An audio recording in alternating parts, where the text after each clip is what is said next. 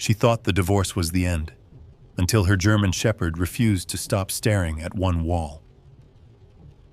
Rain followed Margaret Hale into the Pennsylvania hills as she drove away from a 47-year marriage and toward the farmhouse she hadn't entered in nearly 2 decades. The house stood exactly where her father left it, silent, weathered, and full of memories she thought she'd buried long ago.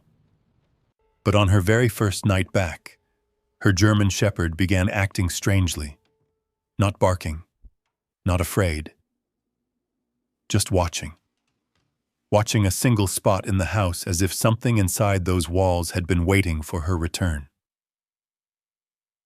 Have you ever gone back to a place from your past and felt like it was trying to tell you something? The rain started just before noon. Not a storm, not the kind that rattled windows or flooded streets, just a steady gray rain that turned the world soft around the edges. Margaret Hale stood in the middle of her living room and listened to it tapping against the glass. For 47 years, she had called this house home. The cream-colored walls, the brick fireplace, the grandfather clock that had ticked through birthdays, anniversaries, arguments, holidays, and ordinary Tuesday evenings. Nearly every object in the room carried a memory.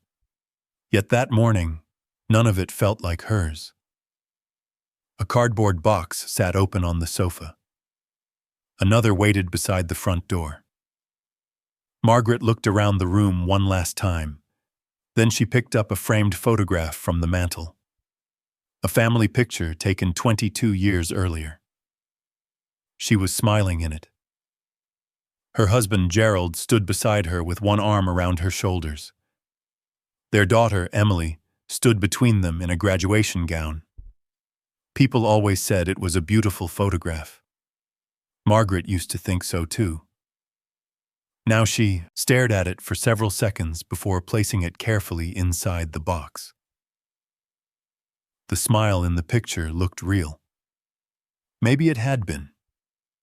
That was the strange part. Nothing about the end of her marriage fit neatly into a single moment. There had been no shocking confession, no dramatic affair exposed in a restaurant, no screaming match that shattered everything overnight. Instead, it had happened slowly. So slowly, she almost missed it. Years of small discoveries. Years of realizing that decisions had somehow been made without her. That conversations ended before she understood what was actually being discussed. That important information arrived after the fact. At first, she blamed herself. Maybe she wasn't paying attention. Maybe she misunderstood. Maybe she forgot. That was easier to believe. Until it wasn't. A floorboard creaked behind her. She turned. Ranger stood in the doorway. The German shepherd watched her quietly. 7 years old, black and tan coat, alert brown eyes. He didn't bark. He rarely barked without reason. Instead, he simply looked at her. Waiting. Margaret smiled faintly. Almost done. His ears twitched. Then he walked over and sat beside the nearest box, as if guarding it. As if he understood this wasn't an ordinary day.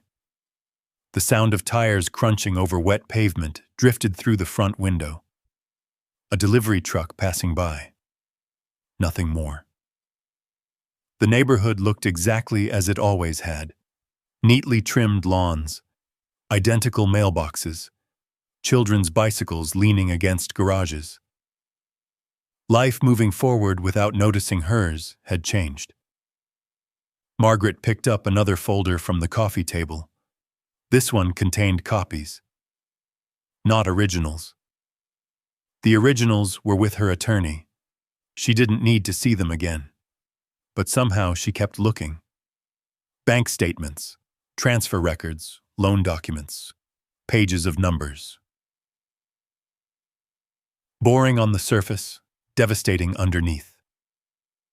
The discoveries had started 6 months earlier.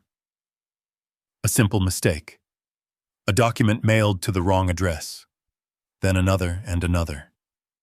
Enough small inconsistencies to make her curious. Curiosity became concern. Concern became investigation. The truth arrived one page at a time. Gerald had been using assets connected to her family's inheritance for years. Not stealing them outright.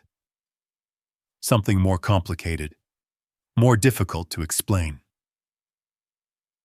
Loans, transfers, legal structures, financial arrangements she had never approved, some technically legal. Others existing in a gray area that depended heavily on the fact that she wasn't asking questions. The deeper she looked, the more she realized how often she had simply trusted explanations instead of seeking answers.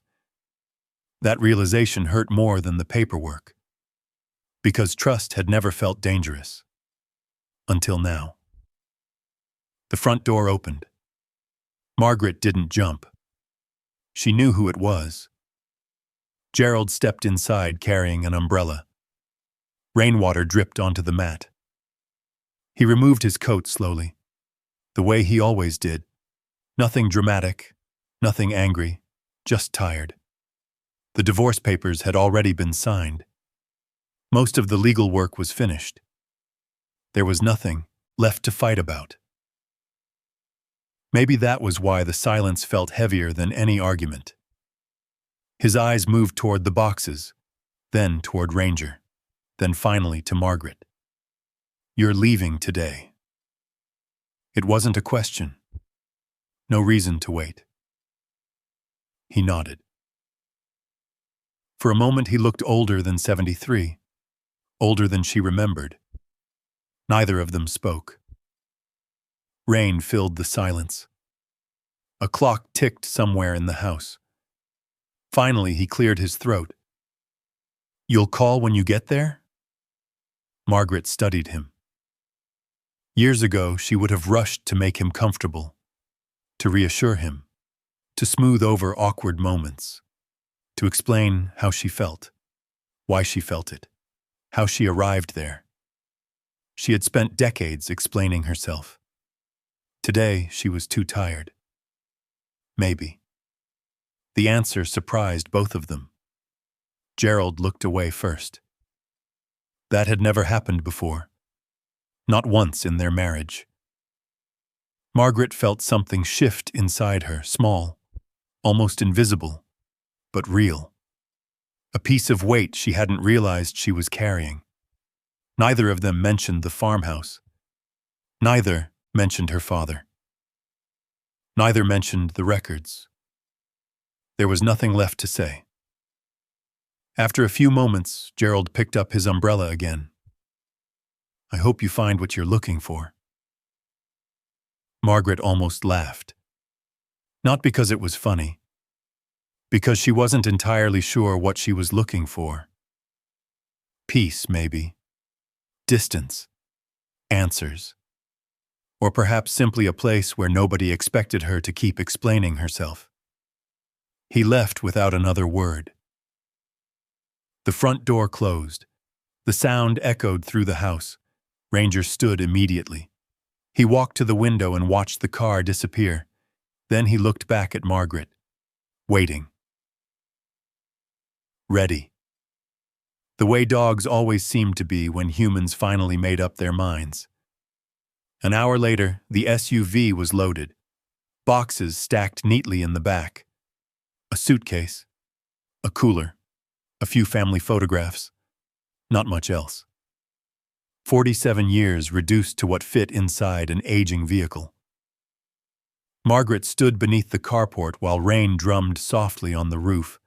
She slipped the key from her pocket and looked at the house one final time. No anger. No dramatic farewell. Only uncertainty. She climbed into the driver's seat. Ranger settled into the back.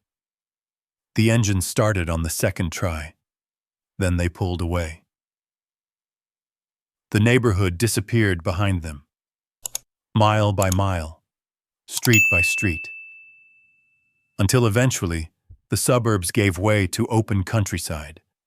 The roads narrowed, trees thickened, rolling hills replaced shopping centers. Rain followed them west, gray clouds hanging low over the mountains. Hours passed. Margaret drove mostly in silence. Occasionally she reached back and touched Ranger's head when traffic slowed. The dog rested calmly, watching the landscape pass through the windows. By late afternoon, the mountains appeared, dark green ridges rising through mist. The sight stirred something deep inside her. Memories she hadn't visited in years. Summer mornings. Her father's truck. The smell of cut grass. A farmhouse at the end of a long gravel road. She tightened her grip on the steering wheel. One thought kept returning.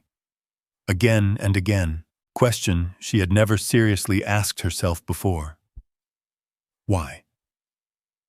Why had Gerald always discouraged her from going back? The answers had always sounded reasonable. Too far. Too much work. The property was falling apart. The trip wasn't worth it. Every explanation had made sense at the time. But now, driving through rain toward the house she had inherited years ago, those explanations felt different. Not false, just incomplete. Like pieces of a larger picture she had never been allowed to see. The rain intensified briefly. Wipers swept across the windshield. Beyond them, the mountains disappeared behind a curtain of gray. Margaret kept driving, toward a house she hadn't seen in nearly 20 years, toward questions she wasn't sure she wanted answered, and toward something waiting quietly in the hills of western Pennsylvania. Something connected to her father. Something connected to the life she had left behind. She didn't know it yet. But before this journey was over, everything she believed about her past would change. And it would begin with a house everyone thought had been forgotten, including her. Almost. The rain followed Margaret all the way into the hills. By the time she turned onto the county road, dusk had begun settling over western Pennsylvania. The sky hung low and heavy. Fog drifted between the trees. The pavement narrowed until it felt less like a road and more like a memory. Margaret slowed the SUV. She knew this route.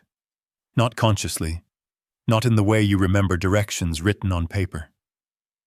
Her hands simply knew when to turn. Her eyes recognized bends in the road before she realized she recognized them. The old feed store appeared first. Closed now. The sign faded and leaning slightly to one side. She remembered buying nails there with her father. Then came the church. Smaller than she remembered. Everything from childhood seemed smaller. The white steeple stood against the darkening sky, its paint peeling in places. A few lights glowed through stained glass windows. For a moment she wondered how many people still attended Sunday service there.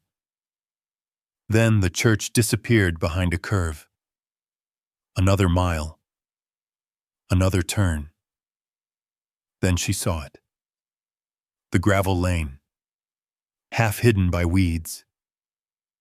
Margaret's foot eased off the accelerator. Her heartbeat quickened unexpectedly. Ranger sat upright in the back seat. The movement was immediate, as though he sensed they had arrived somewhere important. The dog pressed his nose toward the window. His ears stood forward. Alert? Interested. Margaret turned onto the lane.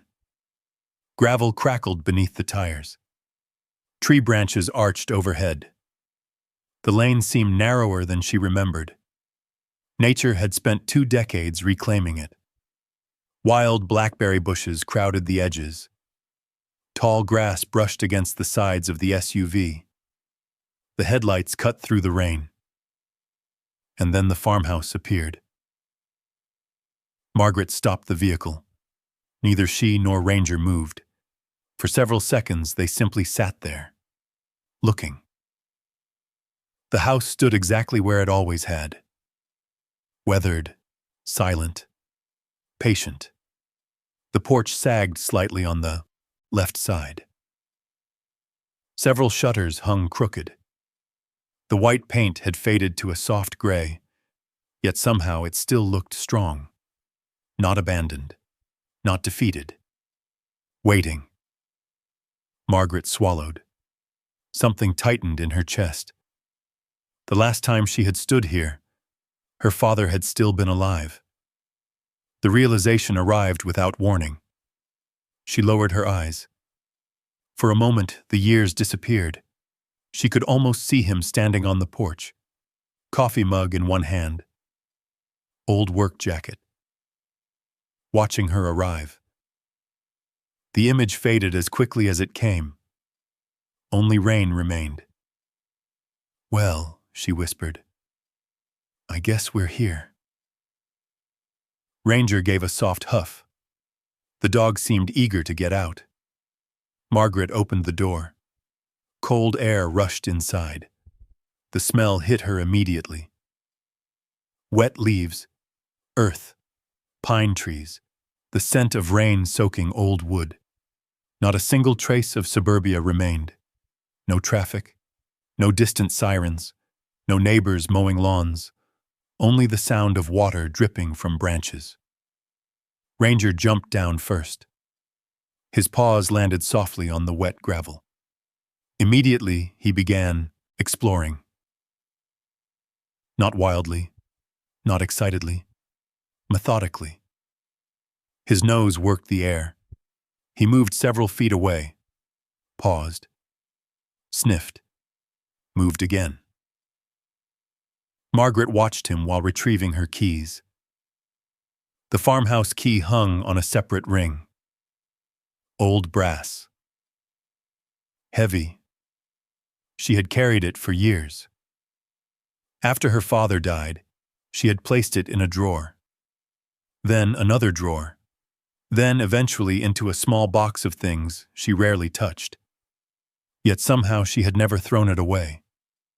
Now the metal felt cold against her fingers. She climbed the porch steps carefully. One creaked beneath her weight. The sound was instantly familiar, a sound she hadn't heard in decades. The front door stood before her. Dark green paint. Worn brass handle. The same door. Margaret inserted the key. The lock resisted at first, then turned. A click echoed from somewhere deep inside the house. For a moment she hesitated. Then she pushed. The door opened inward. A rush of stale air drifted out. Not unpleasant, simply old, very old. Dust, dry wood, forgotten seasons. Margaret stepped inside. The beam from her flashlight swept across the front room. Furniture sat exactly where it had been left, covered in thin layers of dust. The sofa, the rocking chair, the oak coffee table her grandfather had built. Nothing appeared disturbed. The silence felt complete, yet strangely alive. She couldn't explain it. Most abandoned houses felt empty. This one didn't. This house felt occupied, not by people, by memory. Ranger entered behind her. Immediately, his behavior changed. Margaret noticed it at once. Usually, when entering unfamiliar buildings, Ranger stayed close. He checked rooms quickly and returned to her side. Not here. Here he moved differently, lower, more deliberate. The dog paused in the doorway of the living room, head tilted, listening. Then he walked toward the staircase, stopped, looked up. His ears twitched. Margaret followed his gaze. Nothing. Only darkness above. See something? Ranger didn't respond. He simply continued studying the upper hallway. Then, after several moments, he turned away and moved into the dining room. Margaret watched him. A strange sensation crawled across the back of her neck. Not fear. Not exactly. Awareness. The feeling that she had entered a place where time hadn't entirely moved forward. She spent the next hour carrying boxes inside. Rain continued outside. Darkness deepened beyond the windows. Eventually, she unpacked only the essentials. Blankets, a lamp, a few groceries, dog food. Enough for one night. The electricity surprisingly still worked. Her father had arranged automatic payments years ago through a trust account tied to the property. Margaret remembered dealing with the paperwork after his death. At the time, she hadn't thought much about it. Now she silently thanked him. The warm yellow glow from the lamps softened the house, made it feel less distant, less forgotten. Ranger wandered room to room, always calm, always observant. Several times Margaret noticed him pausing near doorways, studying corners, sniffing the air, then moving on. As though taking inventory, the kitchen looked almost exactly as she remembered. The old farmhouse sink, the wooden cabinets, the cast-iron stove, even the curtains above the window remained. Faded now, but still recognizable. Margaret ran her fingers across the countertop. Dust coated her skin. She smiled despite herself. Tomorrow there would be cleaning. A great deal of cleaning. Tonight there would only be rest. She heated a can of soup. Nothing fancy. Just something warm. Then she sat alone at the kitchen table. Rain tapped softly against the windows. The house creaked occasionally. Settling. Breathing. Remembering. Across from her, Ranger lay quietly on the floor. His head rested on his paws. But even while resting, he seemed alert. Attentive. His eyes occasionally drifted toward different parts of the room. Margaret followed his gaze once or twice, finding nothing. Eventually, she laughed softly. "You're acting like you've been here before." The dog lifted his head. For a second, she almost expected an answer. Instead, he stood, walked to the doorway, paused, then looked back at her. Waiting. The same look he had given her before road trips, before walks, before important moments. "Come with me." Margaret set down her spoon. "All right." She followed him. Ranger led her into the front room, then the hallway, then toward the staircase. Halfway there, he stopped, looked around, then moved toward another doorway instead. A room her father had once used as a study. The dog entered, sniffed, examined several corners, then left. Margaret shook her head. "You don't know what you're looking for either, do you?" But deep down, she wasn't entirely sure that was true. The house felt different through Ranger's eyes. Larger, full of possibilities, full of things unseen. Much later, after unpacking a few more belongings, Margaret prepared for bed. She chose her old bedroom, the room where she had slept as a teenager, the room where posters had once covered the walls, where she had dreamed about adulthood, marriage, a future, all the things that had eventually happened, and all the things that hadn't. The mattress was old but usable. The room smelled faintly of cedar and dust. Margaret lay beneath the blankets, exhausted, yet unable to sleep immediately. Outside, rain continued falling. Inside, the farmhouse settled around her. Soft creaks, occasional pops from old wood, the sounds of a house existing. Beside the bed, Ranger slept on a blanket she had brought from home, or appeared to. Several times she noticed his ears twitch, listening, monitoring. Eventually her eyes drifted closed. Just before sleep arrived, one final thought surfaced. The house should have felt abandoned. It should have felt forgotten. Instead, it felt as though someone had been expecting her. And somewhere downstairs, beneath the steady rhythm of rain and the distant sigh of wind through the trees, Ranger lifted his head once more and stared into the darkness. Watching. Listening.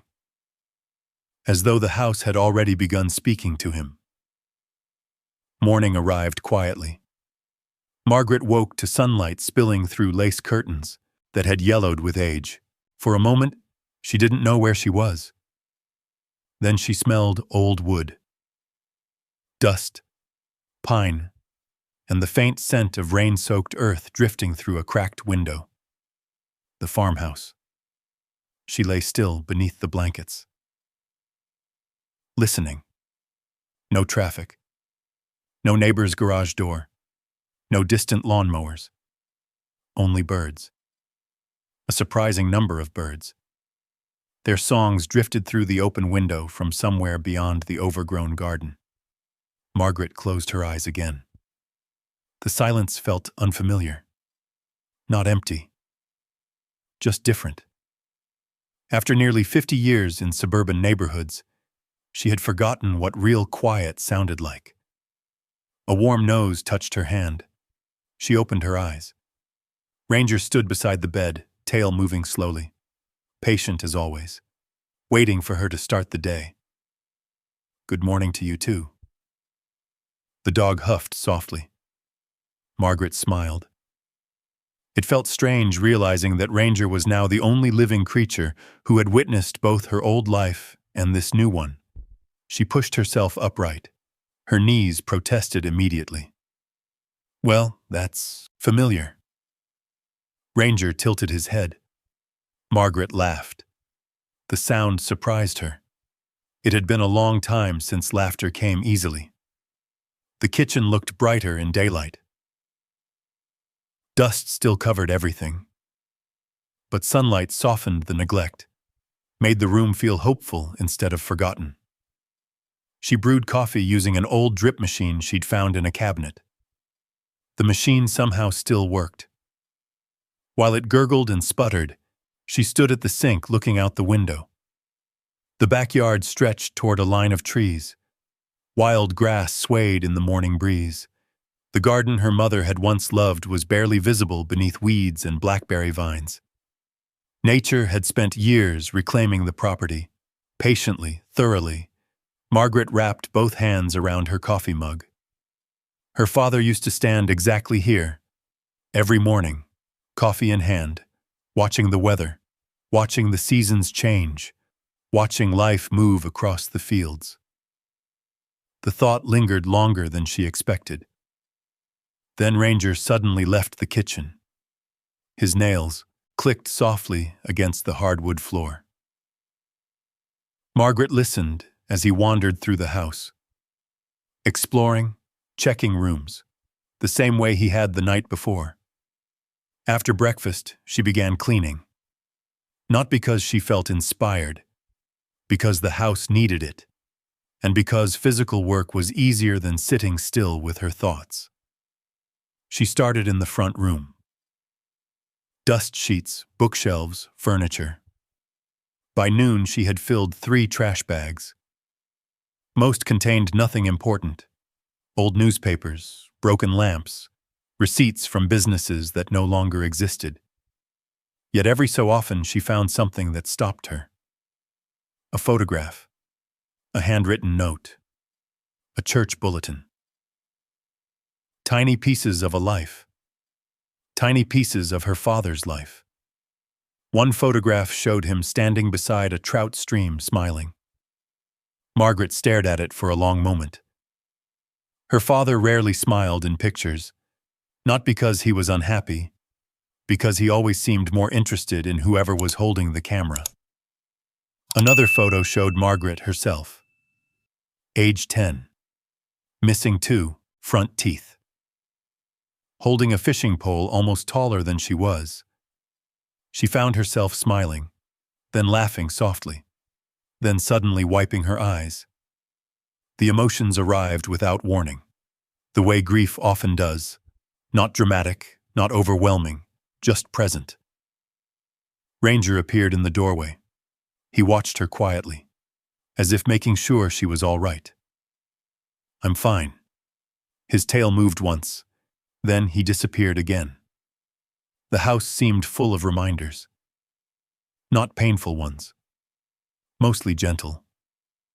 A life preserved in ordinary objects. The deeper Margaret cleaned, the more she noticed something unusual. Her father had been organized, extremely organized, far more organized than she remembered. Every drawer contained neatly arranged contents, tools sorted by size, bills bundled by year, recipes clipped and labeled, maintenance records stacked carefully inside folders. Nothing appeared random, nothing appeared forgotten. That observation stayed with her, because it didn't fit the condition of the house. The house itself had been neglected by time, but her father's belongings felt intentionally left, as though he expected someone to return. Around mid-afternoon, she entered the small study Ranger had investigated the previous night. Dust floated through shafts of sunlight. Books lined the walls. Most were history books. Farming manuals, repair guides, a few novels. The same books she remembered seeing throughout her childhood. The room smelled faintly of paper and cedar. Margaret opened the desk drawers one by one. Inside, she found pencils, receipts, old reading glasses, a pocket watch that no longer worked. Nothing remarkable. Then she noticed a notebook. Plain black cover. No label, no title. The notebook sat beneath several folders, almost hidden. Margaret carried it to the desk and opened it. Most pages contained ordinary notes. Weather observations. Planting schedules. Property maintenance reminders. The kind of records her father always kept. Then she noticed something odd. Several entries contained only dates. Nothing else. Just dates. And occasionally a location. South Field. East Fence. Old Maple. Well House. No explanation. No context. Simply dates and locations. Margaret frowned. She flipped through more pages. The pattern continued. Not often. Just enough to stand out. She read one entry twice. October 14th. Old Maple. Another, May 22nd. Kitchen. Another, August 3rd, North Boundary. Strange. Her father wasn't the type to write meaningless notes. Every page served a purpose, yet she couldn't figure out what purpose these entries served. The mystery nagged at her, not because the notes were dramatic, because they were so unlike everything else. Practical people rarely write things down without reason. She placed the notebook aside, determined to revisit it later. The next discovery came shortly afterward. A locked cabinet, built into the wall beside the study bookshelf. Margaret remembered it vaguely. Her father kept important papers there. Insurance records, property documents, tax files. The cabinet remained locked. She searched several drawers. No key. She checked the desk. Nothing. Then the kitchen. Still nothing. Most people would have been frustrated. Margaret found herself intrigued instead. The cabinet looked untouched. No signs of forced entry. No signs anyone had opened it in years. Yet her father had clearly intended to preserve whatever was inside. The question was why. Ranger appeared again, almost on cue. He walked into the study, paused beside the cabinet, sniffed briefly, then continued on. Nothing unusual. Still, Margaret found herself watching him. The dog seemed increasingly aware of things she couldn't see. Not supernatural, not mysterious, just attentive. Incredibly attentive. By late afternoon, sunlight turned golden. Dust glowed in the air. Margaret carried several boxes onto the porch. The fresh air felt good after hours indoors. She sat on the top step. Coffee in hand. Ranger stretched beside her. For the first time since arriving, she allowed herself to simply look. The property was beautiful, neglected, but beautiful. The hills rolled toward the horizon. Maples and oaks painted the landscape in early autumn colors. Somewhere a hawk cried overhead. The sound echoed across the valley. Her father had loved this view. She understood why. For years, she had convinced herself there was nothing here worth returning to. That life had moved elsewhere, that the farmhouse belonged to another chapter. Now she wasn't so sure. The house felt less like an abandoned property and more like a conversation interrupted years ago. A conversation waiting to continue. The thought lingered as evening settled across the hills. Later that night, after dinner, Margaret returned to the study. The notebook sat exactly where she'd left it. She opened it again. Carefully, slowly, looking for something she might have missed. And this time she noticed something else. Several of the unusual entries appeared clustered around specific periods of time. Not random dates. Patterns. Small patterns. Too deliberate to ignore. Margaret leaned back in her chair. Curiosity stirred deeper than before. Whatever her own father had recorded, it mattered enough for him to write it down. And knowing him, that meant there was a reason. Outside, wind moved through the trees. Inside, Ranger lifted his head from where he slept near the doorway. For several seconds, he looked toward the hallway, listening. Then he relaxed again. Margaret closed the notebook. Tomorrow, she would continue cleaning, continue searching, continue trying to understand the house her father had left behind. Because for the first time since arriving, she felt certain of something. Her father had not simply left memories inside these walls. He had left something else, something deliberate, something waiting. And somewhere within the farmhouse, hidden beneath years of silence and dust, the first pieces of that mystery were beginning to reveal themselves.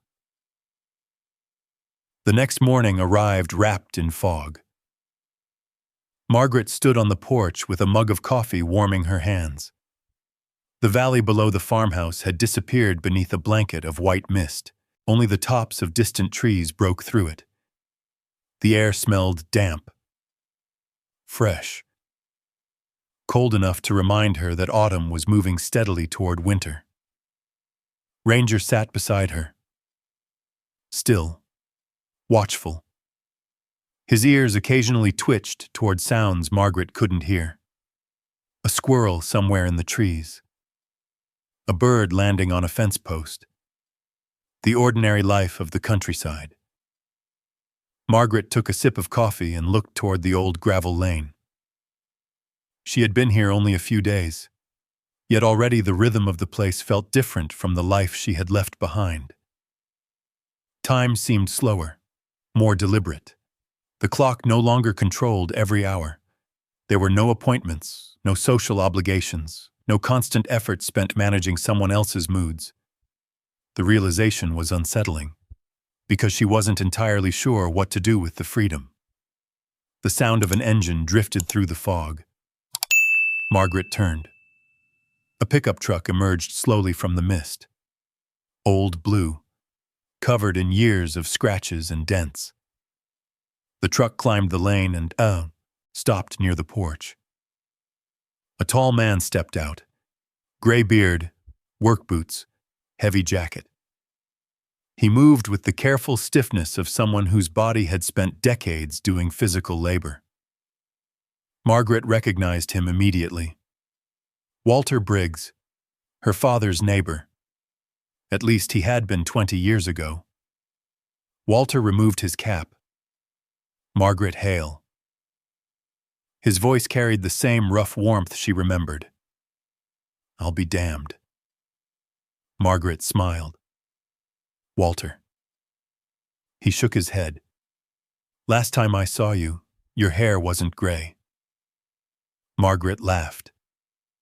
Last time I saw you, neither was yours. Walter grinned. Then his eyes moved toward the farmhouse. I heard somebody was finally staying here. I arrived a few days ago. I figured as much. He looked pleased. Genuinely pleased. Not curious, not intrusive, simply happy to see the house occupied again. Walter accepted a cup of coffee and joined her on the porch. For nearly an hour they talked. About weather, about old neighbors, about people who had moved away, and people who had passed on. The kind of conversation that only happens in small towns where memories outlive buildings. Margaret found herself enjoying it. There was comfort in talking to someone who knew her before marriage. Before adulthood had complicated everything. Walter remembered her father clearly. Every story seemed to begin with the same phrase. Your dad always fixed things before they broke. Your dad always showed up when somebody needed help. Your dad always knew when a storm was coming. Margaret listened carefully. Each story felt like another piece of a man she thought she already knew. Then Walter said something that made her pause. It happened casually, almost as an afterthought. You know, there were folks asking about this place years ago. Margaret lowered her cup. What do you mean? Walter shrugged. Surveyors mostly. The word immediately caught her attention. Surveyors? Maybe 15 years back, something like that. Walter stared out toward the fields, thinking. They came around a few times, asked who owned the property. Margaret felt something tighten inside her. I never heard about that. Walter looked surprised. Really? She shook her head. No. Huh. Walter rubbed his chin. I just assumed somebody told you. What exactly were they asking? Ownership, mostly. He paused. And boundaries. Margaret waited. Walter continued. They weren't locals. That's what I remember. Drove nice vehicles. Dressed like business people pretending to be outdoorsmen. That made him laugh. Margaret didn't laugh. Something about the conversation bothered her. Not because surveyors were unusual. Because nobody had ever mentioned them. Certainly not her husband. And certainly not during all the years he insisted there was nothing important about the property. Walter noticed her expression. Could have been nothing. Maybe. But Margaret wasn't convinced. The subject lingered in her mind long after Walter left. The rest of the afternoon passed quietly. She returned to cleaning, organizing, sorting through decades of accumulated history. Yet her thoughts kept returning to the same question. Why would strangers be interested in the property? And why had nobody told her? The answer didn't arrive. Only more questions. Late that evening, she found herself standing in the kitchen. The room looked noticeably different now. Cleaner, brighter. The old windows actually allowed sunlight through. Dust no longer coated every surface. Progress. Small but satisfying. Ranger wandered into the room. Margaret barely noticed him at first. The dog crossed the floor, stopped, and stared at the wall. She frowned. The behavior lasted perhaps 30 seconds. Then Ranger turned and walked away. Margaret shrugged. Dogs were strange sometimes. An hour later, she entered the kitchen again. Ranger was there, in exactly the same place, staring at exactly the same wall. The dog wasn't barking, wasn't scratching, just standing, watching. Margaret looked around. See a mouse? Ranger glanced at her briefly, then returned his attention to the wall. The behavior struck her as odd, but not alarming. Old farmhouses were full of sounds. Animals nested inside walls. Wood expanded and contracted. The dog probably heard something she couldn't. By bedtime, she had forgotten about it. Until the next evening. The pattern repeated. Ranger entered the kitchen. Walked directly to the same section of wall. Stood there. Watched. Left. The following day, he did it again and again. Always the same location. Always the same calm intensity. Margaret began paying closer attention. The wall itself appeared ordinary. Wood paneling. Nothing unusual. No visible damage. No stains. No loose boards. Nothing that suggested a problem. Yet Ranger remained fascinated. 3 evenings later, Margaret sat at the kitchen table balancing household expenses. The old notebook from her father's study lay nearby. She had spent part of the afternoon reviewing its strange entries. Dates, locations, patterns she still couldn't fully understand. Outside, darkness settled across the property. Wind brushed softly against the windows. The house creaked occasionally. Ranger entered the kitchen. Without hesitation, he walked straight to the wall, stopped, and stared. Margaret finally pushed her chair back. All right. She crossed the room, examined the paneling, pressed her fingers against the wood. Nothing. The surface felt solid. She knocked gently. The sound seemed normal. Ranger watched her, expectant, as though she was missing something obvious. Margaret shook her head. I don't know what you're trying to tell me. The dog tilted his head, then sat down. Still facing the wall. The image stayed with her, for reasons she couldn't explain. Not because it was dramatic, because it was persistent. Ranger wasn't obsessive by nature. He wasn't nervous. He wasn't prone to strange behavior. That was part of what made it noticeable. Whatever interested him here was real, at least to him. Days passed. The routine continued. Cleaning, sorting, repairing, exploring, and every evening Ranger visited the wall, like a person checking on something important. Margaret found herself anticipating it, watching for it. The mystery grew slowly, quietly, the way real mysteries often do. Not with dramatic revelations, but through repetition, through details that refused to disappear.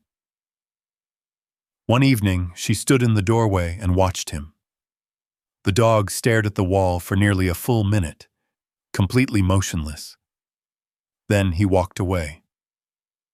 Margaret remained where she was, looking at the paneling, listening to the silence, thinking about Walter's surveyors, thinking about her father's notebook, thinking about the locked cabinet, small pieces, unrelated pieces.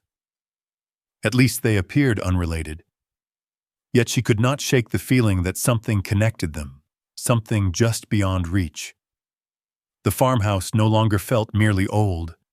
It felt deliberate, as if certain things had been left exactly where they needed to be, waiting for the right moment, waiting for the right person. And somewhere inside the quiet house, Ranger seemed to sense it long before she did. The questions were multiplying. The answers remained hidden. For now. October settled deeper into the valley. The mornings arrived colder. The grass glittered with frost until the sun climbed above the hills. Smoke drifted from distant chimneys. Leaves gathered along fences and stone walls. And still, Ranger returned to the same spot in the kitchen, every day without fail. Margaret tried to ignore it at first. There were more practical things demanding her attention. The porch needed repairs. Several windows required new weather stripping. The garden remained a wilderness of tangled vines and stubborn weeds. The farmhouse offered no shortage of work. Yet no matter what she was doing, sooner or later she would glance toward the kitchen and find Ranger standing there, watching the wall, waiting. The behavior had become part of the daily rhythm of the house. Coffee, cleaning, repairs, dinner, Ranger staring at the wall. At first the routine felt almost amusing. Then it became strange. Eventually it became impossible to dismiss. One afternoon, Margaret entered the kitchen carrying a box of old dishes she had discovered in a pantry cabinet. Ranger was already there, nose pressed near the paneling. His ears stood forward, every muscle focused. Margaret set the box down. "You're still at it." The dog didn't move. She walked over and examined the wall again. The wood looked exactly as it always had. Dark pine paneling installed decades. Como? No holes, no stains, no obvious damage. Margaret knocked on several sections. Solid. The sound barely changed. Ranger watched her carefully, then returned his attention to the same location. She sighed. "If there's something in there, you're doing a terrible job explaining it." The dog blinked, unimpressed. Margaret laughed despite herself. Then she went back to work. The next day she decided to rule out the obvious. Mice, chipmunks, raccoons, old farmhouses attracted unwanted tenants. By noon she had arranged for an exterminator from town to stop by. The man arrived in a white truck carrying flashlights and inspection tools. His name was Curtis, mid-50s, friendly, practical, the kind of person who had spent his life crawling through basements and attics. Margaret explained Ranger's behavior. Curtis listened patiently, then followed her into the kitchen. Ranger watched him with suspicion. The exterminator inspected the wall, tapped sections of paneling, checked the crawl space beneath the house, examined the south attic, looked behind appliances. Nearly 2 hours later, he returned to the kitchen. Nothing. Margaret frowned. No rodents? Curtis shook his head. Not a single sign. He looked toward Ranger. Smart dog, though. I know. If he's hearing something, it isn't mice. That answer somehow bothered Margaret more than if he had found evidence of an infestation, because it removed the easiest explanation. When Curtis left, Ranger immediately returned to his position, as if resuming a shift. Margaret stood in the doorway watching him. The dog remained focused, quiet, certain. The certainty unsettled her. That evening, she pulled out her father's notebook again. The strange entries continued bothering her. She spread the notebook across the kitchen table. Beside it, she placed a county map she had found in the study. Several dates, several locations. Old Maple, Southfield, Kitchen, Well House. She studied them for nearly an hour, searching for patterns, connections, anything, but nothing obvious emerged. The notes remained frustratingly incomplete, almost like reminders intended only for the person who wrote them. The kitchen clock ticked steadily. Ranger stared at the wall. Outside, darkness settled over the property. Margaret eventually closed the notebook. The mystery felt larger now. Not because she understood it, because she understood so little. Days passed, then another week. The valley entered one of those stretches of weather unique to autumn. Gray skies, cold rain, wind moving through nearly bare trees. The farmhouse seemed to shrink inward against the elements. The old walls creaked, pipes rattled occasionally, storms rolled across the hills, and through all of it, Ranger maintained his vigil. The dog no longer merely looked at the wall. Sometimes he whined softly, not distressed, not frightened, more like frustration, as though he knew something important existed beyond the wood and couldn't reach it.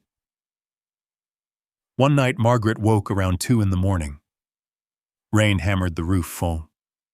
Wind rattled branches against the siding. For a few moments, she lay still, disoriented. Then she realized Ranger wasn't in the room. That was unusual. Very unusual. The dog rarely wandered far at night. Margaret pushed aside the blankets. The floor felt cold beneath her feet. She stepped into the hallway. The farmhouse sat in darkness. Only moonlight filtered through windows. Then she heard it. A low sound. Not a growl. Not a bark. A whine. Margaret followed it downstairs. The old staircase creaked beneath her weight.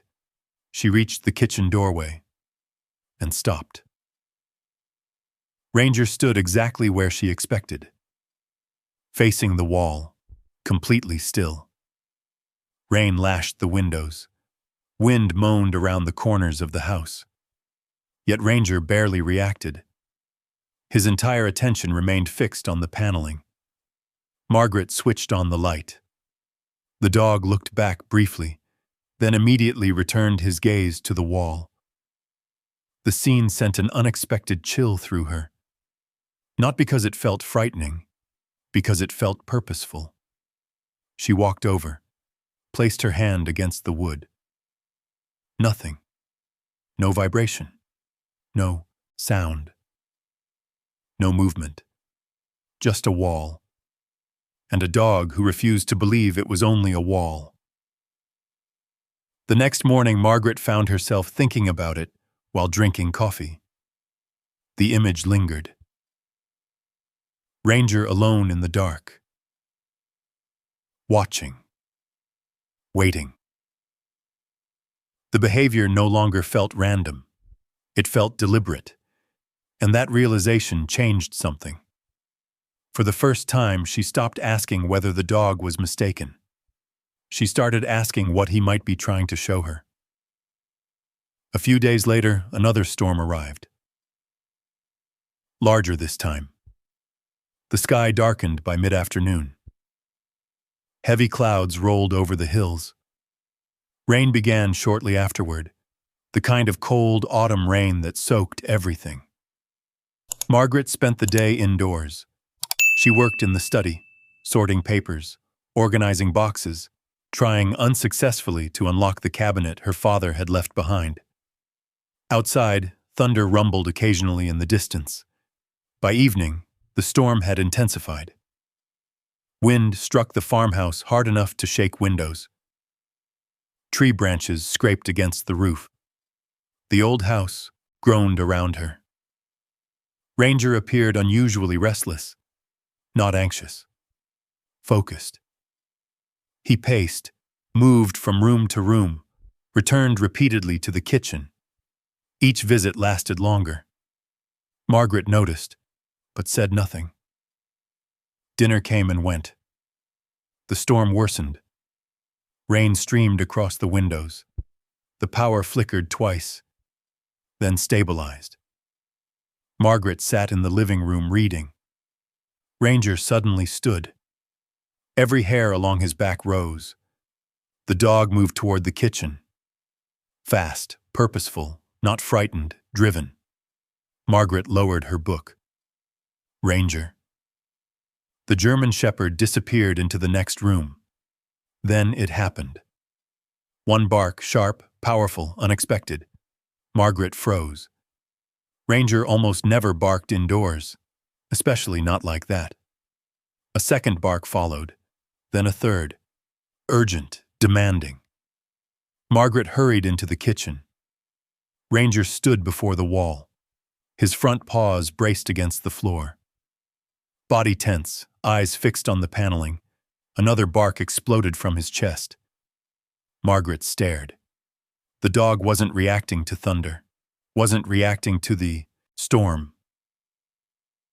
He was reacting to something here, something inside the house, something behind that wall. For several seconds, neither moved. The only sounds were rain and wind. Then Ranger began scratching, not wildly, not frantically, precisely. The same spot he had been watching for weeks, the same location, again and again. Margaret stepped closer. The dog immediately stopped, then looked directly at her. The message couldn't have been clearer if he had spoken aloud. Here. She knelt, placed her hand against the wood. The surface felt ordinary. Yet suddenly it no longer seemed ordinary at all. She pressed harder, examined the seams between panels, studied details she had overlooked before. The storm raged outside. Inside, the kitchen felt strangely still. Margaret slowly stood. Her heart beat faster than it should have, not from fear, from anticipation. Something had changed. The wall was no longer simply part of the house. It had become a question, and Ranger had spent weeks insisting she ask it. The dog sat down beside June. Calm again, almost satisfied, as though his job was finished. Margaret looked at the paneling one last time, then toward the toolbox sitting in the pantry. The mystery that had been circling quietly around the farmhouse was finally moving. Tomorrow, she decided, she would stop wondering. Tomorrow, she would look behind the wall. The storm had moved east by sunrise. The sky remained gray, but the wind was gone.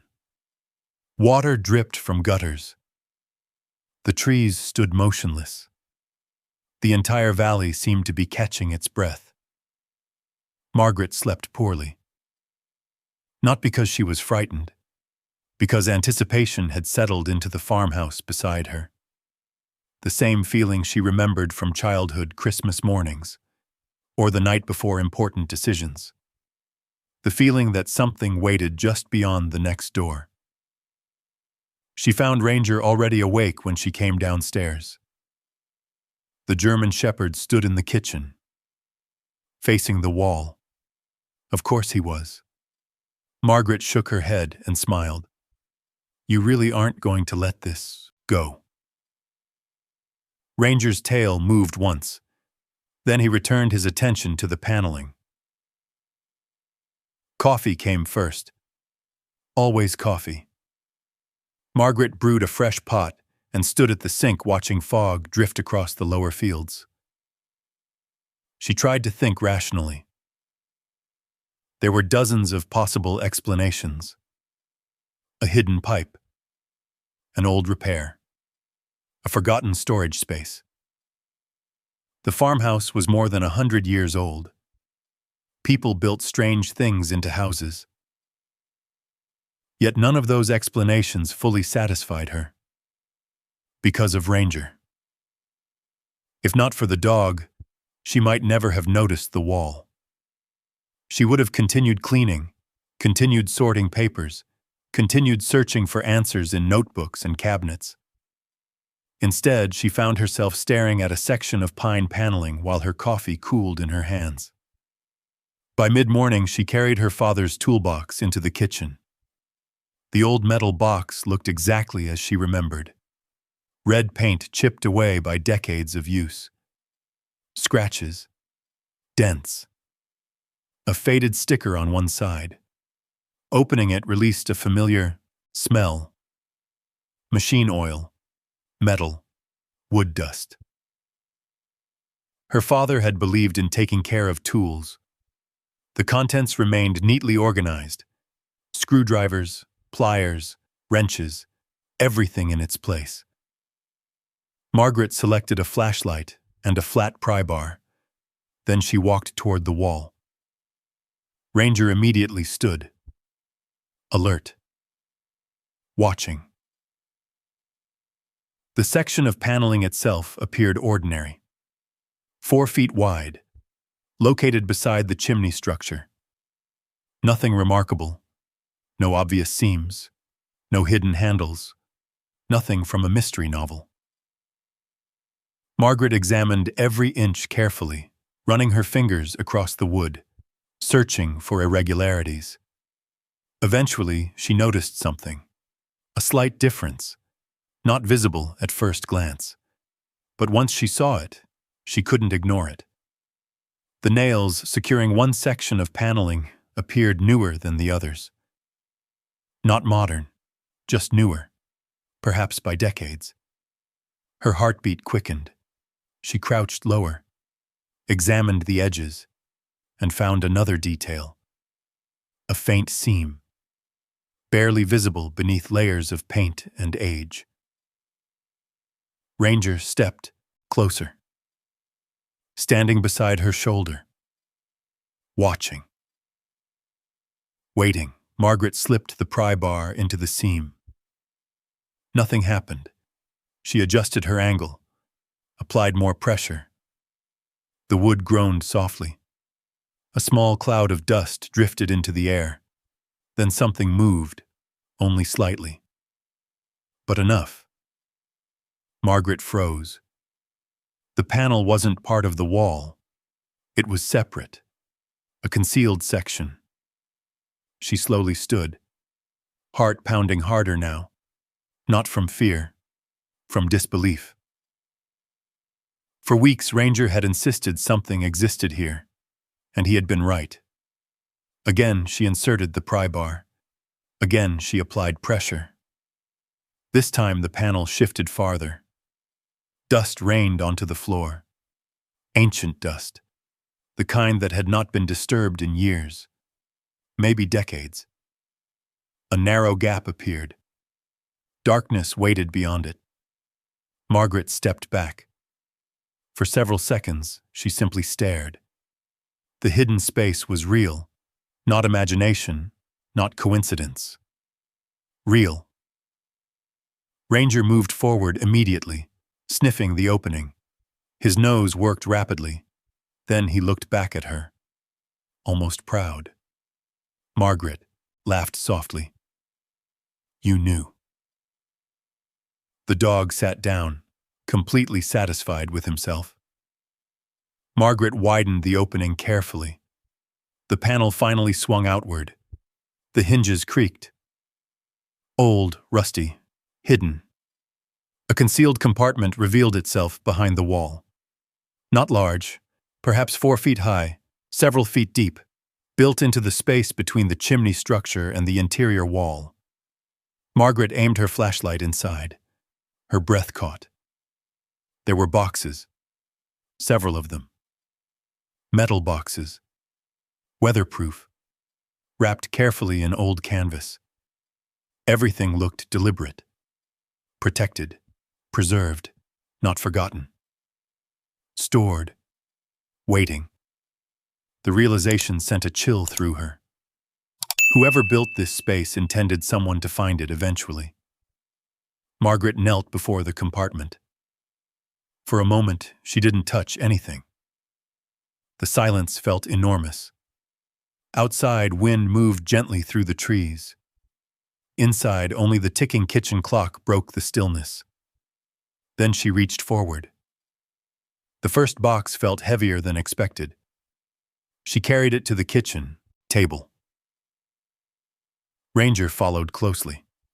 The canvas wrapping had yellowed with age. The metal beneath showed signs of wear, yet the contents remained protected. Margaret carefully unfastened the latches. The lid opened with a soft metallic click. Inside lay stacks of envelopes. Dozens of them. Some sealed. Some already opened. Each labeled in her father's handwriting. The sight instantly tightened her throat.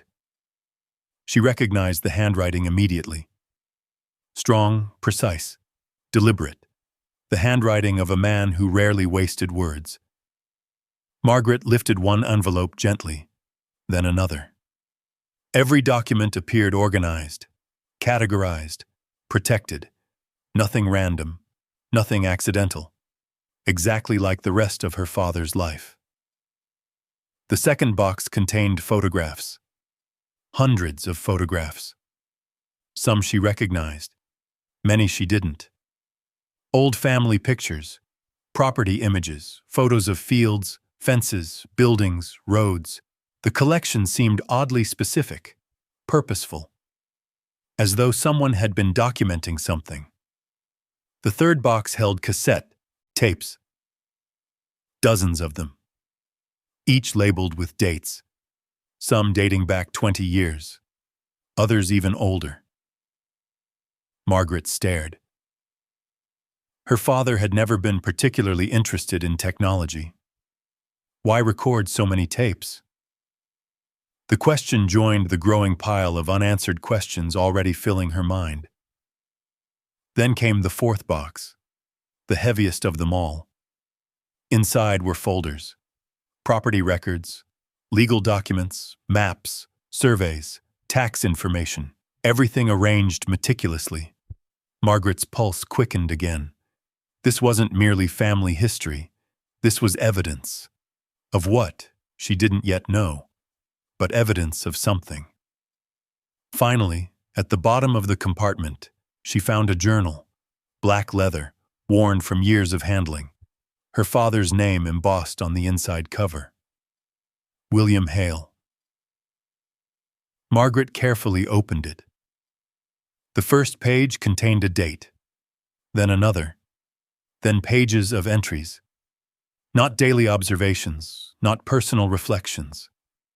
Records, notes, observations, the kind of information gathered by someone trying to understand situation. The deeper she flipped, the more she realized something startling.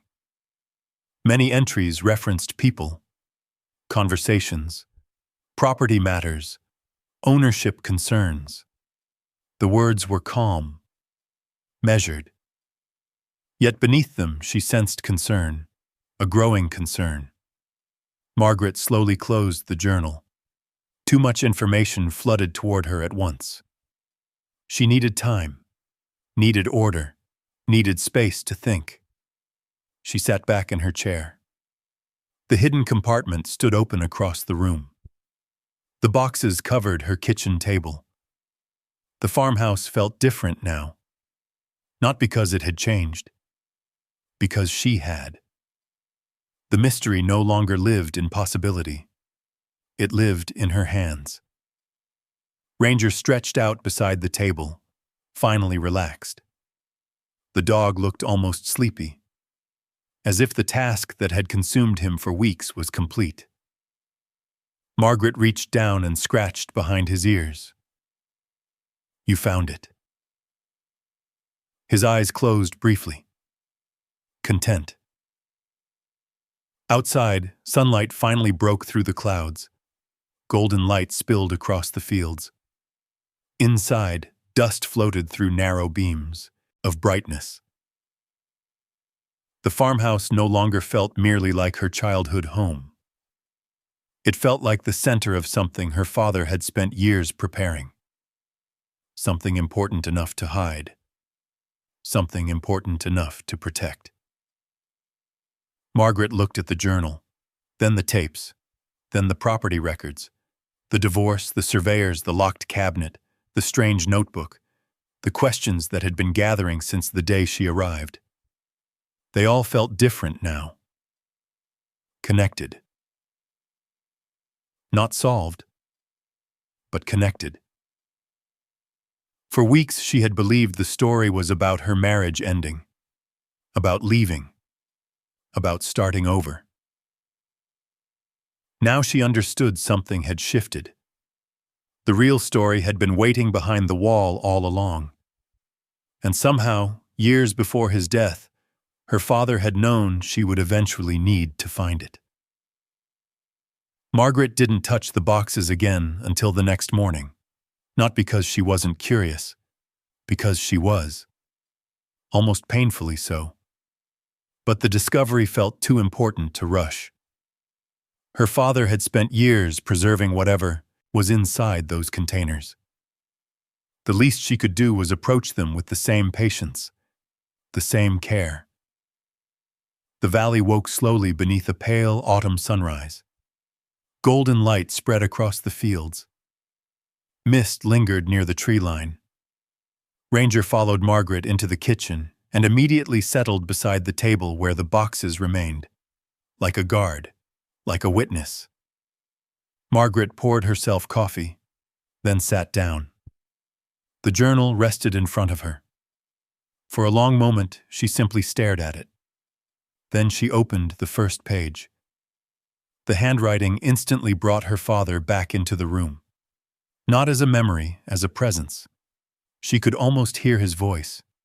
The measured pace, the deliberate choice of words, the quiet confidence that had always defined him. The earliest entries appeared ordinary.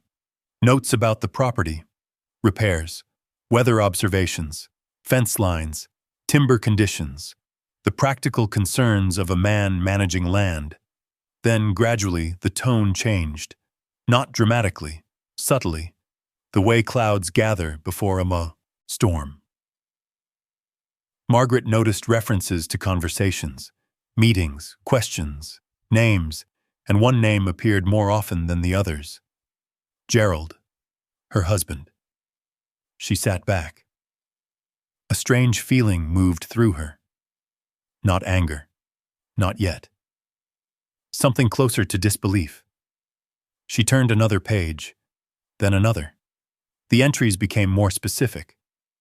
Several described discussions about property ownership, future planning, inheritance matters. At first, the concerns seemed minor, normal even. But as the years passed, her father's observations sharpened. The journal recorded patterns, questions Gerald repeatedly asked, suggestions he repeatedly made, pressure that appeared gradually, so gradually that Margaret never noticed it while living through it. Yet her father had. One entry stopped her completely. The date was 19 years old. She read it twice. Gerald asked again whether Margaret intends to keep the property long term.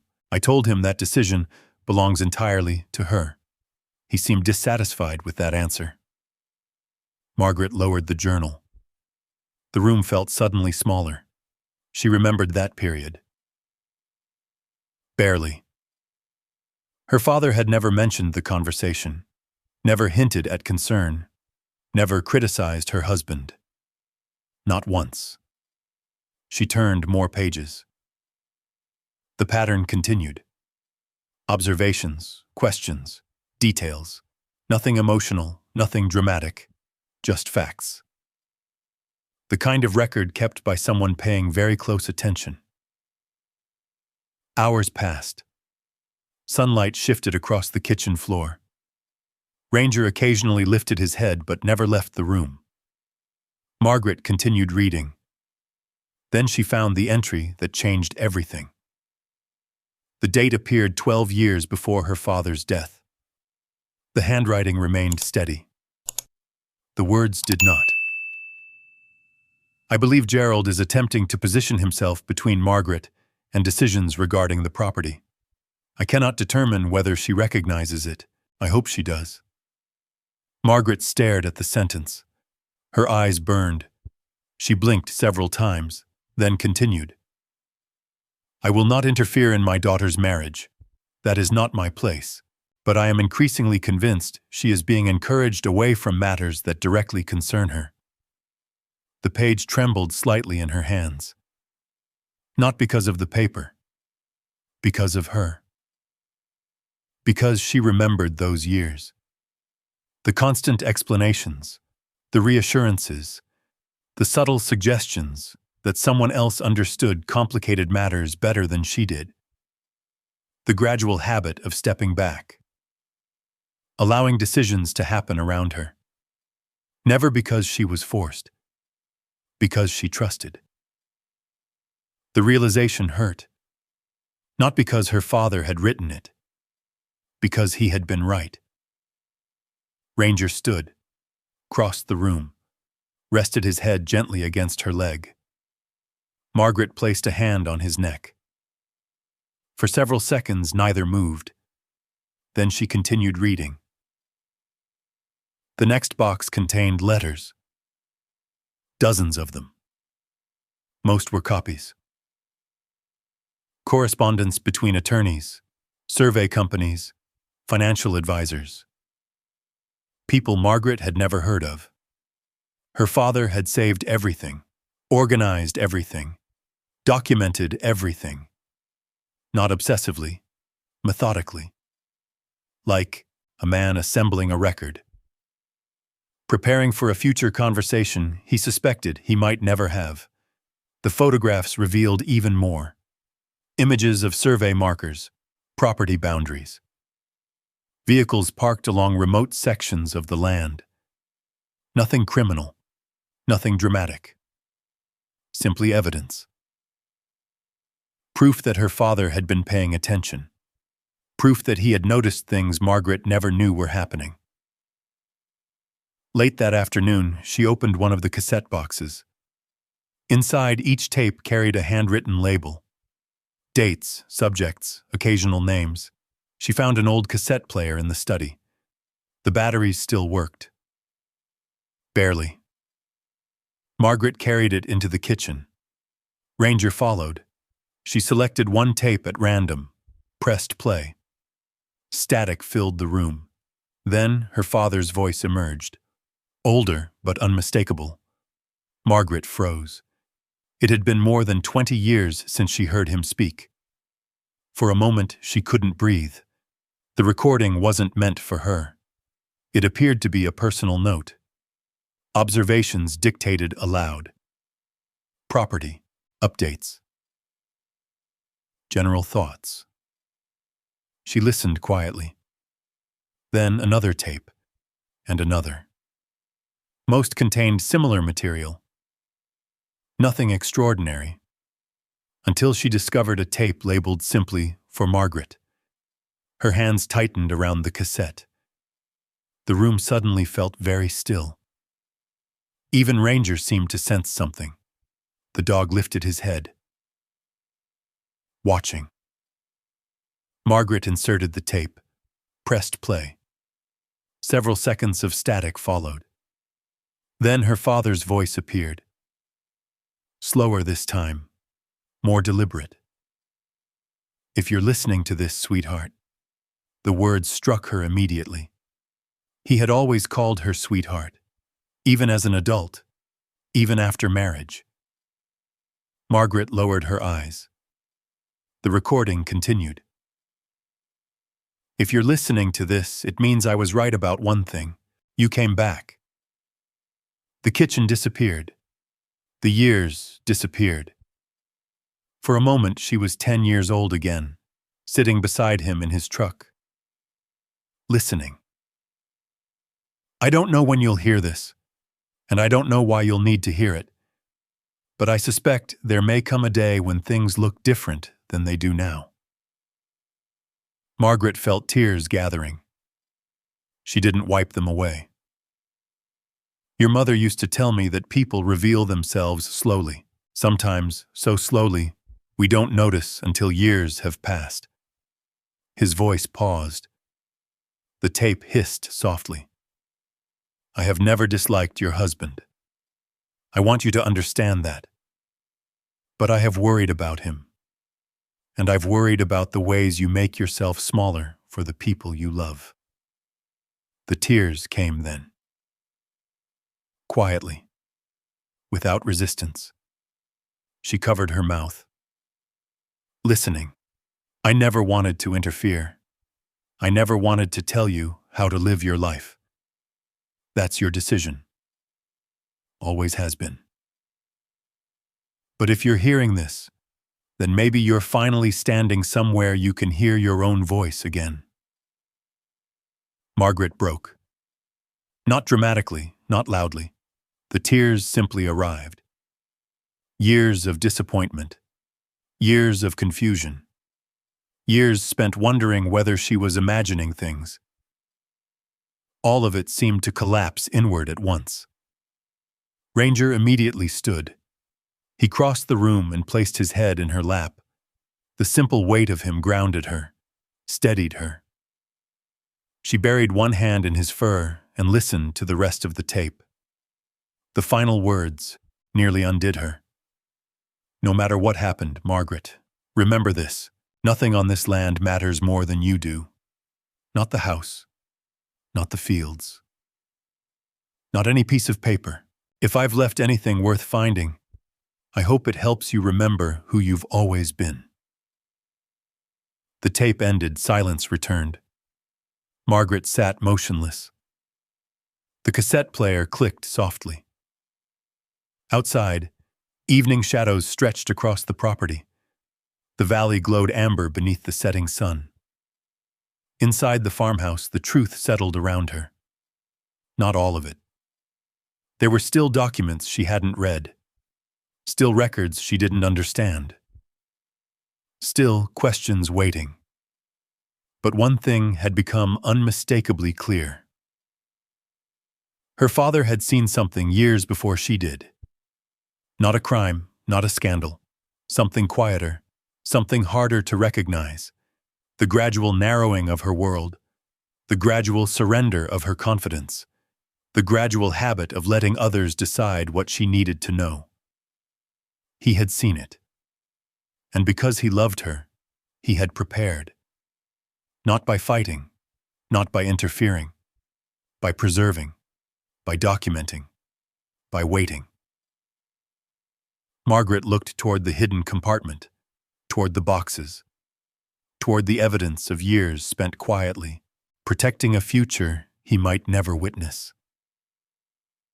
The discovery left her heartbroken, and strangely comforted at the same time. Because for the first time since arriving at the farmhouse, she understood that she wasn't uncovering a secret about the property. She was uncovering a conversation her father had been trying to have with her for decades. One he could never say aloud, one he could only leave behind. Waiting. For the day she finally came home. Margaret listened to the recording 3 more times before she went to bed.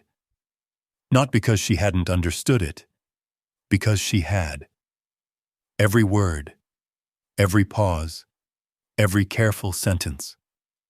Her father was gone. Had been gone for nearly 20 years.